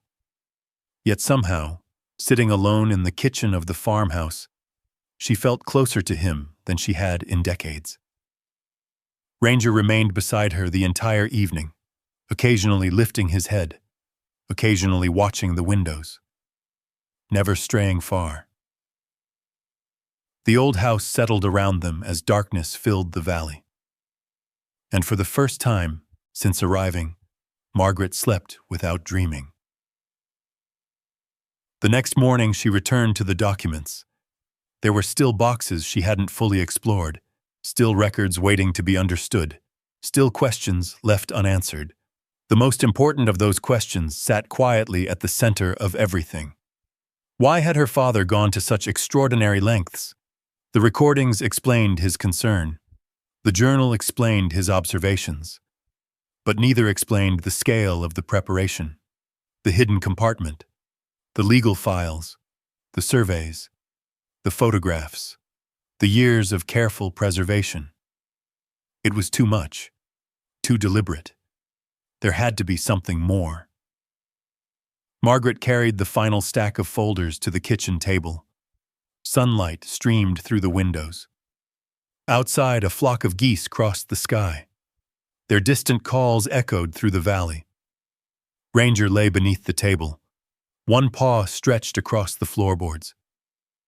Peaceful. For once. The mystery that had consumed him seemed finally resolved. At least, partially. Margaret opened the first folder. Trust documents. Property agreements. Tax records. She expected boredom. Instead, she found complexity. The paperwork stretched back decades. Some documents were older than her marriage. Others had been updated repeatedly over the years. Certain pages contained handwritten notes from attorneys. Others carried her father's annotations. The further she read, the more confused she became. Until one particular name appeared repeatedly. A law firm in Pittsburgh. Specialists in land preservation. Margaret frowned. Her father had never mentioned them. She opened another folder, then another. The pattern continued. Land preservation, protective ownership structures, restricted transfers, inheritance safeguards. The language was dense, legal, technical. Yet a clear theme gradually emerged. Protection. Everything revolved around protection. By midday, Margaret had covered half the kitchen table with documents. She removed her reading glasses, rubbed her eyes, then opened one final folder. The title immediately caught her attention. Greer Hale Family Property Trust. She sat up straighter. The document appeared older than the others. Its pages yellowed slightly with age. Carefully, she began reading, and within minutes, the entire story shifted again. Her father hadn't merely left her property. He had protected it, legally, deliberately, years before his death. The trust agreement outlined restrictions so specific they almost seemed personal. Ownership remained tied directly to bloodline inheritance. Spouses could not independently acquire controlling interests. Transfer authority required direct consent from designated beneficiaries. Certain assets could not be leveraged as collateral. Others could not be sold without extraordinary conditions being met. Margaret stared at the pages. Her father had anticipated problems long before they existed, or perhaps he had simply understood human nature better than she realized. She continued reading. The trust included not only the farmhouse, not only the fields, but several adjoining parcels of land she barely remembered. Woodland. Pasture. Unused acreage beyond the southern ridge. The combined holdings were larger than she thought. Far larger. A folded survey map slipped from the folder. Margaret spread it across the table. The property extended beyond nearly every boundary she remembered from childhood. Sections she assumed had been sold remained in family ownership. Protected. Preserved. Maintained. She leaned back, trying to absorb everything. Then she found the document that explained the surveyors. a geological assessment, commissioned nearly 20 years earlier. Margaret read the title twice, then a third time. The report examined mineral resources beneath portions of the property. Her pulse quickened. The language was technical. Yet one conclusion stood out clearly. The land possessed significant long-term commercial value, not because of farming, not because of timber, because of resources beneath the surface. Margaret stared at the report. Suddenly, Walter's surveyors made sense. The questions, the visits, the interest, the repeated attention directed toward property she had been told was worthless, or at least unimportant. She reached for another folder. Inside were copies of correspondence, letters, meeting requests, acquisition inquiries. Most had been declined, politely, firmly. One letter contained a familiar name. Gerald Hale, her former husband. Margaret froze. The letter wasn't written by him, but it referenced conversations with him, requests for information, requests for access, requests regarding ownership possibilities. The date nearly took her breath away. 17 years earlier, long before the divorce, long before she suspected anything, long before she imagined needing protection. Margaret lowered the page. The room felt suddenly quiet. Not shocking quiet. Heavy quiet. The kind that follows understanding. Her father had known. Not everything, but enough. Enough to recognize interest in the land. Enough to recognize attempts to gain information. Enough to recognize patterns. The realization settled slowly, painfully. Because none of it looked criminal. None of it looked dramatic. It looked calculated. Persistent. Patient. The same way influence often works. The same way control often grows. Not through force, through access, through information, through gradual positioning. Margaret remembered dozens of conversations from her marriage. Small moments, forgettable moments, questions about property taxes, questions about maintenance costs, questions about whether she planned to keep the land forever. At the time, they felt ordinary. Now they looked different. The memories rearranged themselves, like puzzle pieces finally finding their place. Ranger lifted his head, watching her. Margaret reached down and rested her hand against his shoulder. The dog's calm presence grounded her, steadied her, as always.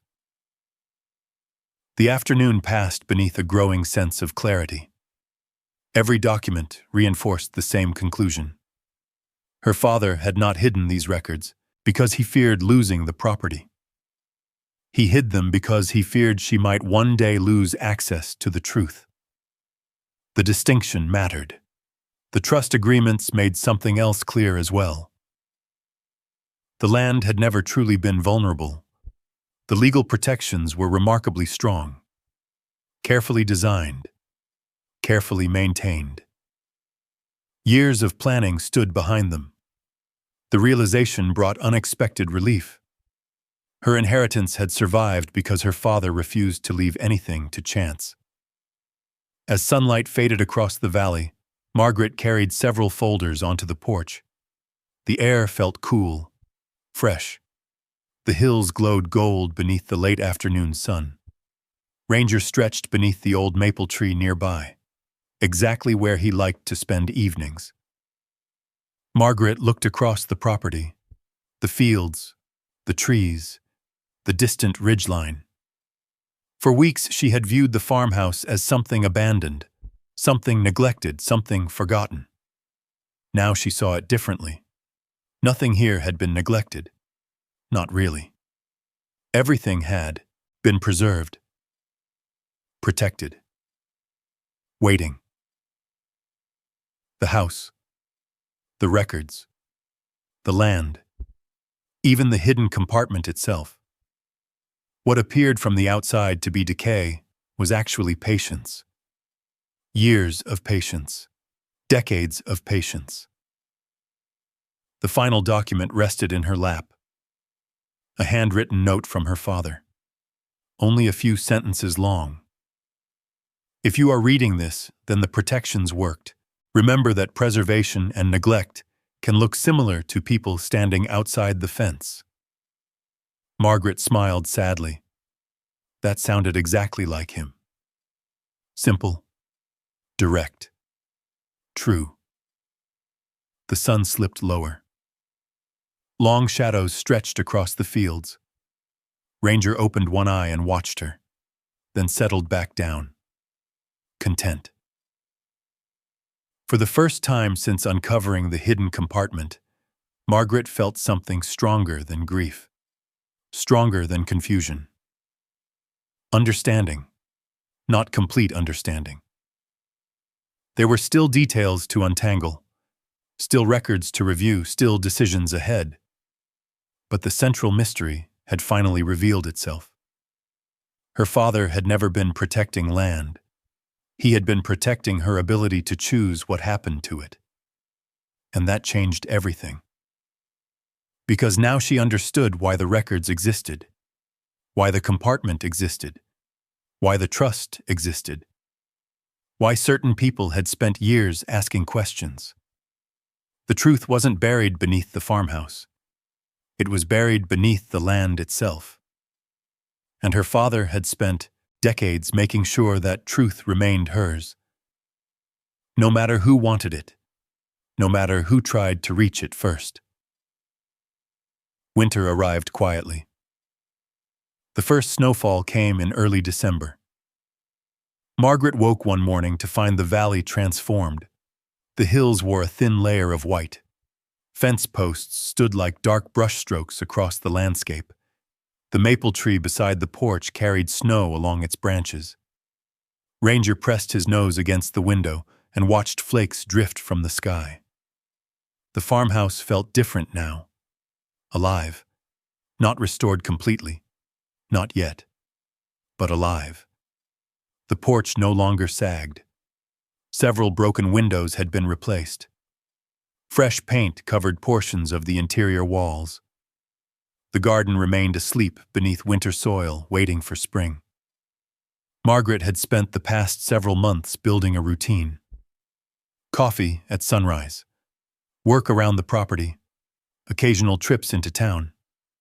Evenings spent reading or listening to her father's recordings. Life had become surprisingly simple and surprisingly peaceful. The tone. Legal review of the documents continued in the background. An attorney recommended by Patricia Cross had examined the trust records.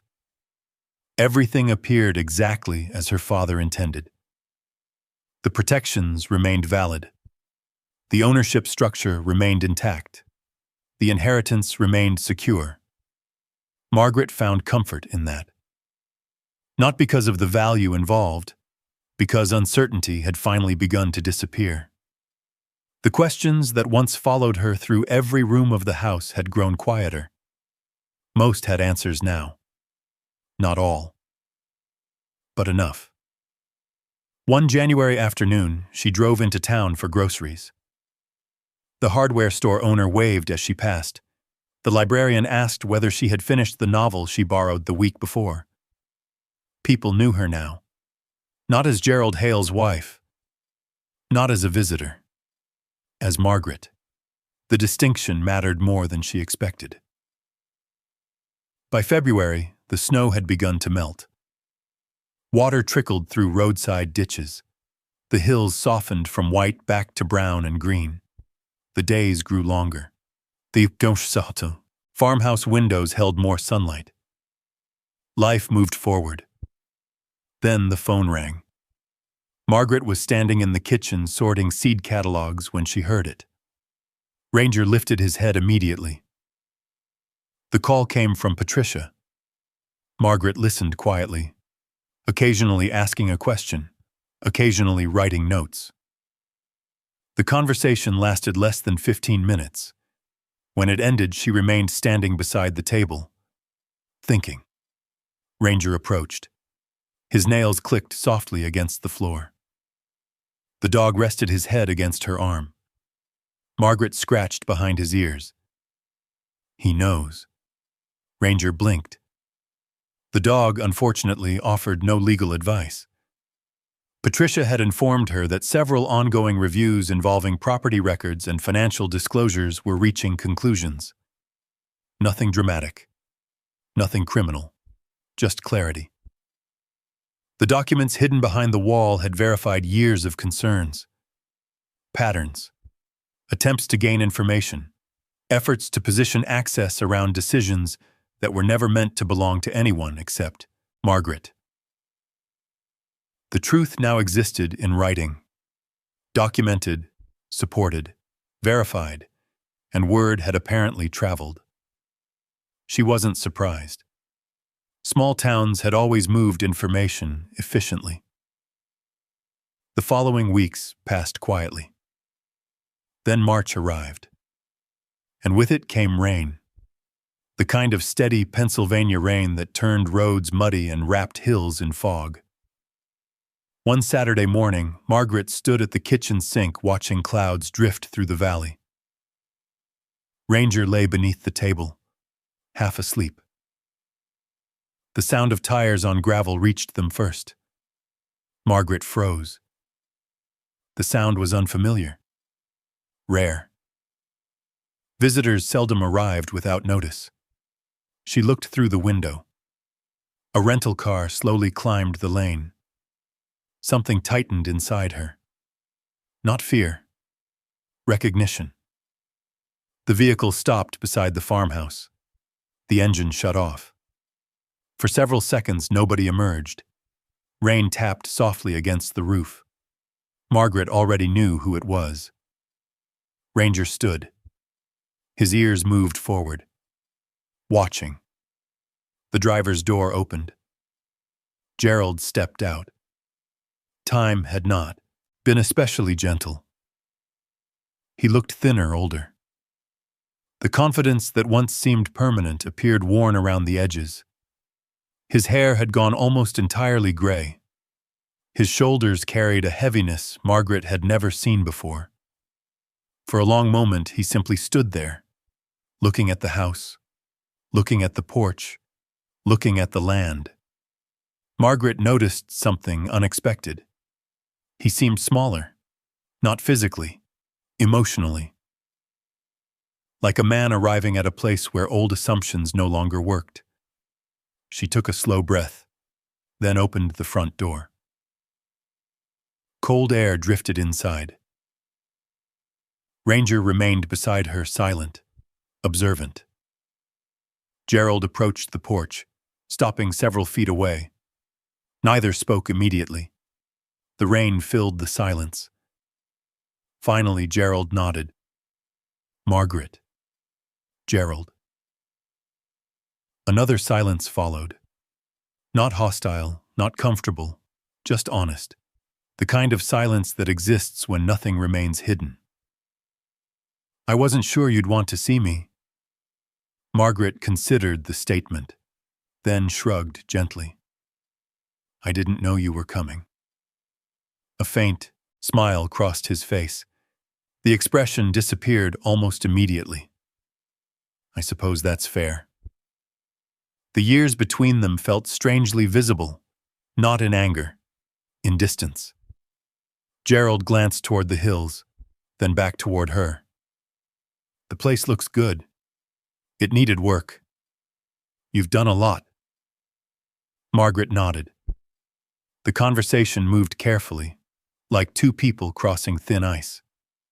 Eventually, Gerald exhaled. I didn't come here to argue. I know.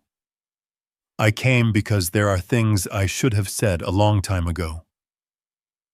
Margaret remained quiet. For perhaps the first time in their entire marriage, she felt no urge to guide the conversation, no urge to help him explain himself, no urge to make things easier. She simply listened. So Gerald talked. About mistakes. About assumptions. About years spent convincing himself that certain decisions were practical, necessary, harmless. He never raised his voice, never became defensive. If anything, he sounded tired, profoundly tired. The rain continued falling, steady, patient. Margaret listened to every word. Not because she needed answers, because she no longer feared hearing them. That was the difference. Months earlier, she might have searched his face for reassurance, searched his explanations for comfort. Now she simply heard them. Nothing more, nothing less. Eventually, Gerald reached the point, the reason he had come. He spoke about legal matters, property matters, documents, pending reviews. His voice carried uncertainty. Something Margaret once believed impossible. The man who always seemed certain now sounded unsure of nearly everything. When he finished, silence returned. Margaret looked beyond him toward the fields. The same fields her grandfather once walked. The same fields her father protected. The same fields she finally understood. Then she looked back at Gerald. I've spent most of my life thinking I was responsible for fixing things. He said nothing. I thought that was what being a good wife meant. Rain tapped against the porch roof. Ranger sat quietly beside her, listening. I don't think that anymore. Gerald lowered his eyes. Margaret wasn't angry.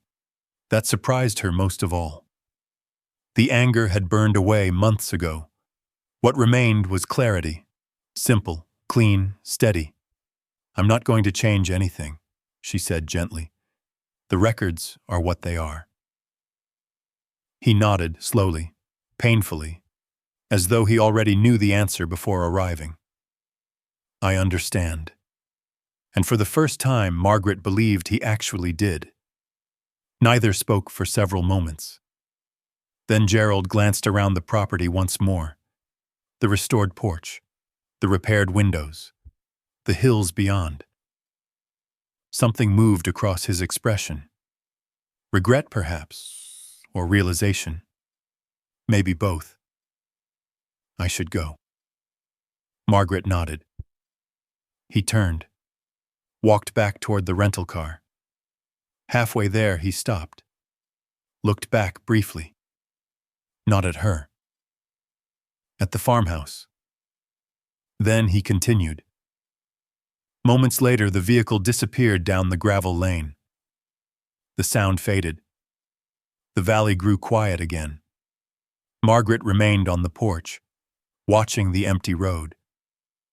The strange thing was this. She didn't feel victorious. She didn't feel satisfied. She felt free. The distinction mattered. For years, she believed freedom would arrive through confrontation, through answers, through accountability. Instead, it arrived through something much quieter, the realization that she no longer needed anything from him. Not explanations, not approval, not permission, nothing. Ranger nudged her hand. Margaret smiled, then scratched behind his ears. Together they stood on the porch while rain drifted across the hills. The past had finally come looking for hers. And for the first time in her life, it had left without taking anything with it. A year passed, not all at once, not in a dramatic montage of changing seasons, in ordinary days. Quiet mornings, small repairs, garden work. Books read beside open windows. Coffee shared only with the sound of birds and wind. The kind of days that once would have seemed uneventful. The kind of days Margaret had learned to appreciate. Spring returned to the valley, then summer, then autumn again. The farmhouse no longer looked abandoned. The porch stood straight and solid. Fresh paint brightened the trim around the windows. The old garden behind the house had come back to life. Not perfectly, not neatly, but beautifully. Tulips appeared first, then lilies, then rows of flowers Margaret remembered from childhood. Some planted by her mother, some planted by her grandmother, some newly added by Margaret herself. The property no longer felt like a place she had inherited. It felt like a place she belonged. On a cool October morning, almost exactly 1 year after Ranger had barked at the kitchen wall, Margaret sat on the porch, wrapped in a light sweater. The maple tree beside the house had turned gold. Leaves drifted lazily across the yard. The hills beyond the property glowed beneath the early sunlight. Ranger stretched beneath the tree. Older now. A little slower, but still watchful, still content. Margaret smiled as she watched him. "You're getting gray around the muzzle." Ranger opened one eye, then closed it again. Unconcerned, the farmhouse had settled into a comfortable rhythm. Neighbors stopped by occasionally. Walter Briggs still appeared without warning every few weeks, usually carrying some story, some advice, or vegetables from his garden. Margaret had become a regular presence in town. People knew her. Not because of her marriage, not because of the property, simply because she was there. Present, participating, living. The legal matters had concluded months earlier. The trust remained intact. The property remained protected. Every document her father preserved had done exactly what it was intended to do. The mystery was solved, the questions answered. Yet strangely, those answers no longer occupied much space in her mind.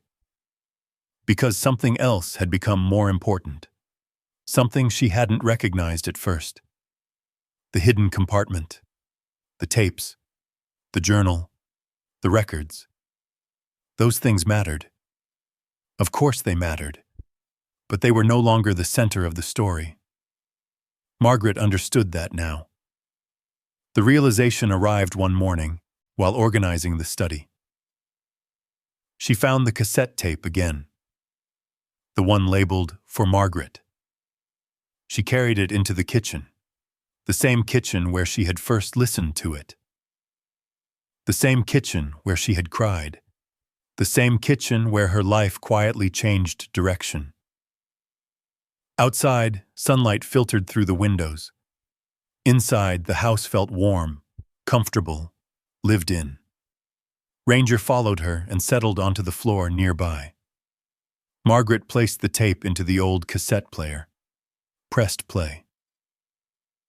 Static filled the room. Then her father's voice appeared once more.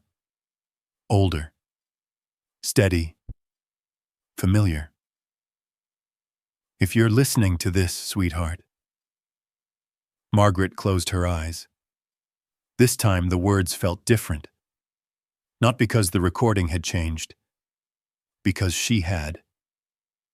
She listened all the way through. Every sentence, every pause, every carefully chosen word. When the tape ended, she remained seated for several minutes. Quiet. Thinking. The hidden compartment had contained documents. The documents had revealed truths. The truths had explained the past. But none of those things were the real inheritance. Not really. Margaret looked around the kitchen, the table, the windows, the old stove, the walls that had once concealed her father's preparations. Then she looked outside, toward the fields, toward the hills, toward the life she now occupied fully. And suddenly she understood. The hidden thing was never the compartment. It was never the records. It was never the trust agreements. It was never the property. Those things were only tools. Evidence. Protection. What her father had truly preserved was something far less tangible and far more valuable. He had preserved the possibility that one day she would see herself clearly, not as someone's wife, not as someone else's responsibility, not as a person constantly adjusting herself to fit inside another person's expectations. Just herself. The version that had existed before all the compromises, before all the doubts, before all the years spent believing she needed permission to trust her own judgment. Margaret laughed softly. A surprised laugh. Because the answer had been sitting in front of her the entire time. Her father never tried to control her future. He never told her what decisions to make. He never demanded she leave her marriage, never instructed her how to live. Instead, he preserved the truth, then trusted her to find it, trusted her to decide what to do with it, the same way he trusted her to come home. Eventually, Ranger stood and walked over. He rested his head against her knee. Margaret smiled. "You found it first." The dog's tail tapped softly against the floor. The memory made her laugh again. Weeks of staring at a wall. Weeks of refusing to give up. Weeks of insisting something important waited behind it. If not for Ranger, she might never have looked. At least not then. Maybe not ever. The German shepherd had found the compartment. Her father had filled it. But she had been the one who opened it. The one who listened. The one who finally understood. Later that afternoon, Margaret carried her coffee onto the porch. The valley stretched before her, brilliant beneath the autumn sun. Ranger lay beside the steps. The wind moved gently through the trees. Everything felt settled, not perfect. Life never became perfect. There were still difficult days, still moments of sadness, still memories that hurt. But none of those things defined her anymore. The past was understood. The mystery was solved. The inheritance was protected. Most importantly, the woman sitting on the porch no longer felt like someone returning to an old life. Because she wasn't returning. She had arrived. The realization filled her with a quiet sense of peace. The kind that doesn't need to announce itself. The kind that simply exists, like sunlight, like open fields, like a faithful dog sleeping beneath an old maple tree. Margaret lifted her coffee cup and looked toward the hills her father loved. For a moment, she imagined him standing somewhere beyond them. Watching. Not worried, not preparing. Simply satisfied. Satisfied because the truth had reached the person it was meant for. Satisfied because his daughter had finally come home. The leaves drifted across the yard. The afternoon light warmed the porch, and Margaret Hale sat in the place that had been waiting for her all along. Not because of what she inherited, not because of what she discovered, because she finally understood her own worth. Sometimes the greatest thing hidden from us is not money, property, or secrets. It is the value we fail to see in ourselves. The people who truly love us cannot protect us from every mistake. They cannot walk every road for us. But they can leave behind enough truth, enough faith, enough love to help us find our way back when the time comes. Margaret had found her way back, and this time she wasn't leaving. Margaret had found her way back, and this time she wasn't leaving. The sun was sinking behind the hills when she looked over at Ranger beneath the maple tree. The old German shepherd was asleep now, his muzzle gray, his breathing slow and steady. A year earlier, he had stood in that kitchen staring at a wall everyone else would have ignored. Everyone except him. Margaret smiled at the thought. The strange thing was, the wall had never really been the secret. The papers weren't the secret. The trust wasn't the secret. Even the land wasn't the secret. Those things only proved what her father had already known, that somewhere along the way she had stopped trusting herself, and somewhere along the way he had quietly repaired the path back, not by telling her what to do, not by rescuing her, just by leaving the two where it could survive until she was ready to face it. The way only a parent can, the way only love can. Embrace moved through the garden. Bliss breathed across the boxboard. Ranger opened one eye, saw her sitting there, and settled back down. For 47 years, Margaret thought freedom would feel dramatic. Instead, it felt like this: a cup of coffee rolling cold, a dog sleeping nearby, and no longer needing anyone else's permission to believe what she already knew. Maybe that's why Ranger never gave up on that wall. He wasn't searching for what was hidden behind it. He was waiting for Margaret to be ready to open it. And it makes you wonder how many of us have spent years walking past something important simply because we've been told not to look.